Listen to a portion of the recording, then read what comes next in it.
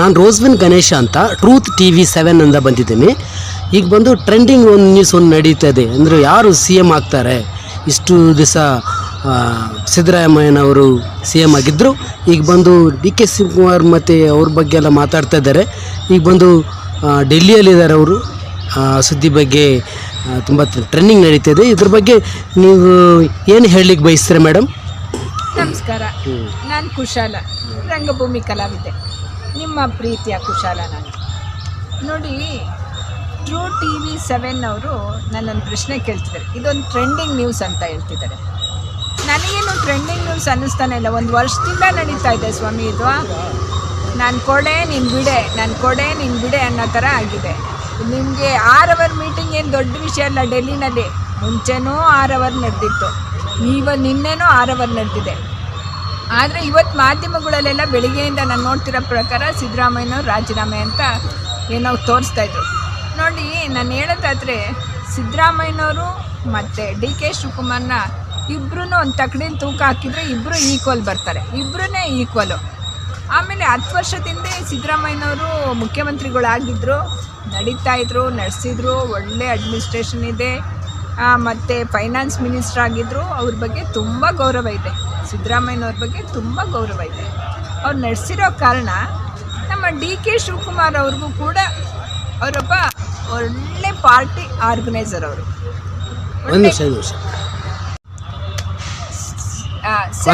ನನಗೆ ಇವಾಗ ಇಂಟರ್ವ್ಯೂ ಮಾಡಿದ್ರಲ್ಲ, ಟ್ರೂತ್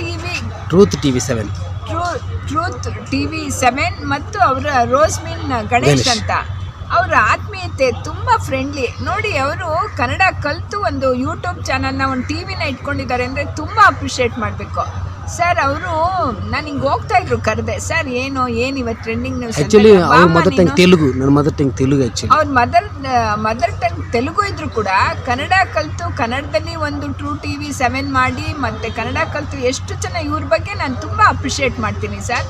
ಇವರು ತುಂಬ ಫ್ರೆಂಡ್ಲಿ. ಕಲಾಕ್ಷೇತ್ರಕ್ಕೆ ಬಂದಾಗ ಸರ್ ಬನ್ನಿ ಅಂತ ಕರೆದಾಗ ಬನ್ನಿ ಮೇಡಮ್ ಮಾಡೋಣ ಅಂತ ಒಂದು ನನಗೆ ಉತ್ಸಾಹ ಕೊಟ್ಟರು. ನೋಡಿ, ನಾನು ಈ ಥರ ಇದ್ದೀನಿ ಅಂತ ಅವ್ರಿಗೇನು ಇದು ಮಾಡಲಿಲ್ಲ, ಬಂದು ಉತ್ಸಾಹ ಕೊಟ್ಟು ನನಗೆ ಒಂದು ಪ್ರೋತ್ಸಾಹ ಕೊಟ್ಟು ಮಾತಾಡ್ಸಿದ್ರು. ನಿಜವಾಗ್ಲೂ ಇಂಥವ್ರು ಬೆಳಿಬೇಕು, ಇಂಥವ್ರಿಗೆ ಪ್ರೋತ್ಸಾಹ ಮಾಡೋಣ. ಇವ್ರು ಇನ್ನಷ್ಟು ಚೆನ್ನಾಗಿ ಕನ್ನಡ ಕಲಿತಿದ್ದಾರೆ, ಕನ್ನಡದಲ್ಲೇ ಮಾತಾಡ್ತಾರೆ, ಕನ್ನಡದಲ್ಲೇ ಪ್ರಶ್ನೆಗಳು ಕೇಳ್ತಾರೆ. ಅವ್ರು ಕಲಿತಾ ಇದ್ರು. ಅವ್ರು ಹೆಂಗೆ ಅವರ ಒಂದು ಪ್ರೋತ್ಸಾಹ ಇದೆಯಲ್ಲ, ಆಸಕ್ತಿ ಇದೆಯಲ್ಲ, ಅದಕ್ಕೆ ನಾನು ಧನ್ಯವಾದಗಳು ಹೇಳ್ತೀನಿ ಸರ್. ನಾನು ತುಂಬ ಥ್ಯಾಂಕ್ಸ್ ಮೇಡಮ್, ತುಂಬ ಧನ್ಯವಾದಗಳು. Okay, thank you. ಎಡಿಟ್ ಮಾಡ್ಕೋಬೇಕಲ್ಲ. ನಾನು ಟ್ರೂತ್ TV 7 ಅಂತ ಬಂದಿದ್ದೀನಿ. ಈಗ ಬಂದು ಕರ್ನಾಟಕದಲ್ಲಿ ಮುಖ್ಯಮಂತ್ರಿ ಸೀಟ್ಗೋಸ್ಕರ ಒಂದು ಟ್ರೆಂಡಿಂಗ್ ನ್ಯೂಸ್ ಹೋಗ್ತಾ ಇದೆ.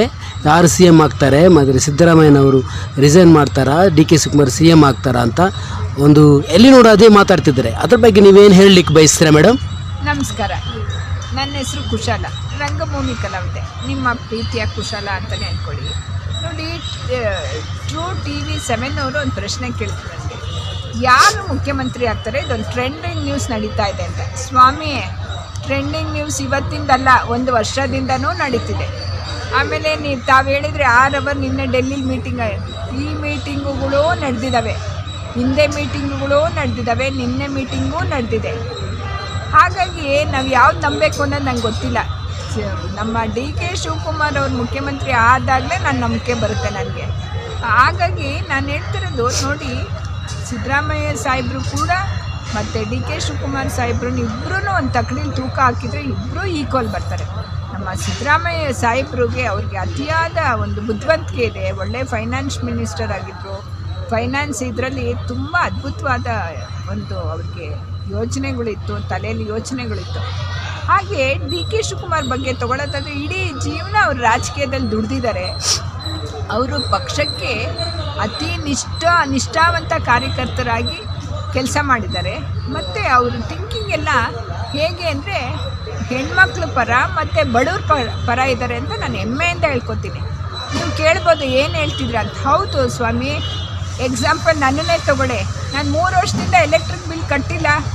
ನಮ್ಮ ಮನೆಯಲ್ಲಿ ಪ್ರತಿ ತಿಂಗಳಿಗೂ 700ರಿಂದ 800 ರೂಪಾಯಿ ಬರ್ತಾಯಿತ್ತು ಎಲೆಕ್ಟ್ರಿಕ್ ಬಿಲ್ಲು. 3 ವರ್ಷ ಲೆಕ್ಕ ಹಾಕಿ ಆ ದುಡ್ಡು ಉಳಿತಾಯ ಮಾಡಿಲ್ವೇ ನಾನು? ಅದನ್ನೇ ಕಾಂಗ್ರೆಸ್ ಪಕ್ಷ ಮತ್ತು ಬಡವ್ರ ಪಕ್ಷ, ಅದು ಖಂಡಿತ ನಮಗೆ ಅದು ಹೆಣ್ಮಕ್ಳಿಗೆ ಒಳ್ಳೆಯದಾಗಿದೆ. ಹಾಗಾಗಿ ನಾನು ಹೇಳ್ತಾ ಇರೋದು, ಸಿದ್ದರಾಮಯ್ಯನವ್ರು ಮುಖ್ಯಮಂತ್ರಿ 2 ಸಲ ಆಗಿರೋದ್ರಿಂದ ಡಿ ಕೆ ಶಿವಕುಮಾರ್ ಆದರೆ ತಪ್ಪಿಲ್ಲ. ಆದ್ರೂ ಕೂಡ ಅವರಾದರೆ ಅವ್ರ ಯೋಜನೆನೇ ಬೇರೆ ಇರುತ್ತೆ, ಏನೋ ಒಂದು ಮಾಡ್ತಾರೆ ಅನ್ನೋ ಒಂದು ನಂಬಿಕೆ ಇದೆ.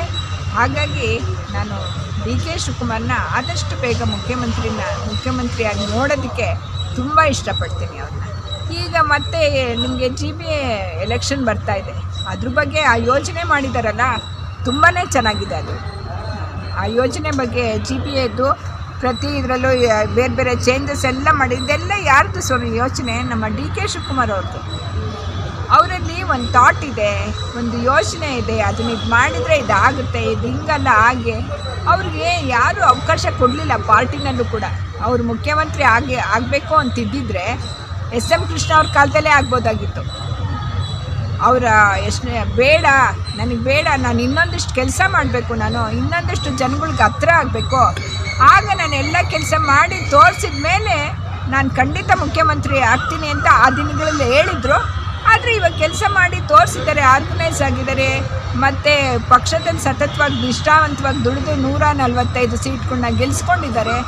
ಆಗಿದ್ರೆ ತಪ್ಪೇನೂ ಇಲ್ವಲ್ಲ, ಆಗಲೇಬೇಕು. ನಮ್ಮೆಲ್ಲರ ಆಸೆ ಇದೆ. ನವಣಗೆರೆ ಅಜ್ಜಯ್ಯ ಸ್ವಾಮಿನ ನಾನು ಇವತ್ತಿಗೂ ಕೂಡ ಈ ಕ್ಷಣದಲ್ಲಿ ಕೂಡ ಬೇಡ್ಕೊತೀನಿ, ನಮ್ಮ ಡಿ ಕೆ ಶಿವಕುಮಾರ್ ಅವರು ಮುಖ್ಯಮಂತ್ರಿ ಆಗಲಿ ಅನ್ನೋದೇ ನಮ್ಮ ಆಸೆ. ಹೆಣ್ಮಕ್ಳು ಆಸೆ, ಮತ್ತು ಜನಸಾಮಾನ್ಯರ ಆಸೆ, ಮಧ್ಯಮ ವರ್ಗದವರ ಆಸೆ.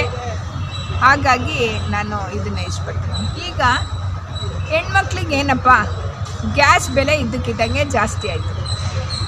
ಯಾರೂ ಪ್ರತಿಭಟನೆ ಮಾಡಲಿಲ್ಲ, ಯಾರೂ ಕೇಳಲಿಲ್ಲ, ಯಾರು ಕೇಳೋದು ಇಲ್ಲ.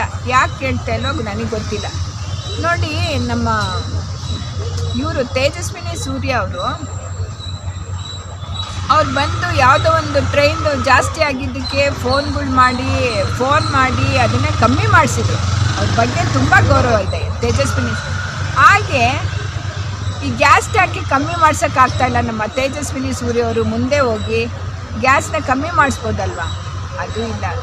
ಪೆಟ್ರೋಲ್ ಬೆಲೆ ಜಾಸ್ತಿ ಆಯಿತು, ಅದು ಯಾರು ಕೇಳ್ತಿಲ್ಲ. ಹೆಣ್ಮಕ್ಳು ಅಷ್ಟೋ ಇಷ್ಟೋ ದುಡ್ದು ಹುಣಸೆಹಣ್ಣಿನ ಡಬ್ಬದಲ್ಲೋ ಉಪ್ಪಿನ ಡಬ್ಬದಲ್ಲೋ ದುಡ್ಡನ್ನ ಮುಚ್ಚಿಟ್ಟು ಒಂದು ಸಣ್ಣದೊಂದು ಮೂಗ್ಬಟ್ಟು, ಇಲ್ಲಾಂದರೆ ಸಣ್ಣದೊಂದು ಕಿವಿಗೊಂದು ಬಾಲೆನೋ, ಇಲ್ಲ ಚಿಕ್ಕ ಮಗುಗೊಂದು ಕಾಲಿಗೆ ಕಡ್ಗೋನೋ ತೊಗೋತಾಯಿತ್ತು. ಅದು ಇಲ್ವೇ ಇವತ್ತು? ಅದು ಇಲ್ವಲ್ಲ ಸ್ವಾಮಿ. ಸದ್ಯ ಊಟ ಒಂದು ಸಿಗ್ತಾ ಇದೆ, ಅದಕ್ಕೆ ಯಾವಾಗ ಕತ್ರಿ ಬೀಳುತ್ತೋ ನಮಗೆ ಗೊತ್ತಿಲ್ಲ. ಹಾಗಾಗಿ ನಾವು ಅಂಧಭಕ್ತರಾಗೋದು ಬೇಡ. ಇದನ್ನು ನಾವು ಡಿ ಕೆ ಶಿವಕುಮಾರ್ ಅವ್ರನ್ನ ನಮ್ಮ ಮುಖ್ಯಮಂತ್ರಿ ಆಗಲಿ ಅಂತ ನವಣಗೆರೆ ಅಜ್ಜಯ್ಯ ಸ್ವಾಮಿನ ನಾನು ಕೇಳಿಕೊಂಡು ನನ್ನ ಮಾತನ್ನು ಮುಗಿಸ್ತೀನಿ. ಥ್ಯಾಂಕ್ ಯು ಮೇಡಮ್, ಒಳ್ಳೆಯ ಮಾತುಗಳು ಹೇಳಿದ್ದೀರಾ. ಇದು ಬಂದು ನಾನು ಬಯಸ್ತೀನಿ ಡಿ ಕೆ ಶಿವಕುಮಾರ್ಗೂ ಒಂದು ಉತ್ಸಾಹ ಬರುತ್ತೆ, ಮತ್ತು ಬಂದು ಸಿದ್ದರಾಮಯ್ಯನವರಿಗೂ ಒಳ್ಳೆಯದಾಗಲಿ. Thank you madam. Thank you sir.